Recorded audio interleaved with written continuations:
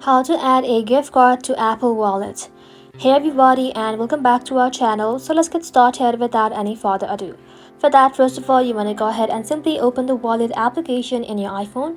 In the Apple Wallet, go ahead and tap on the plus button in the top right corner to add a new card.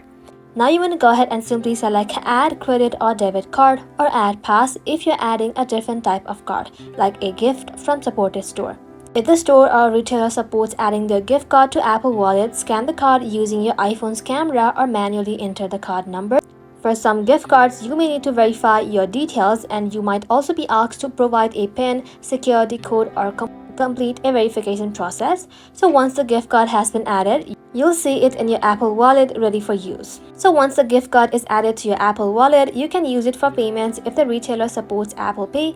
If not, you can simply show your gift card from the wallet app when checking out at a participating stores. And that's simply how you can do it, guys. Thank you all for watching the video till the very end and stay tuned until our next upload.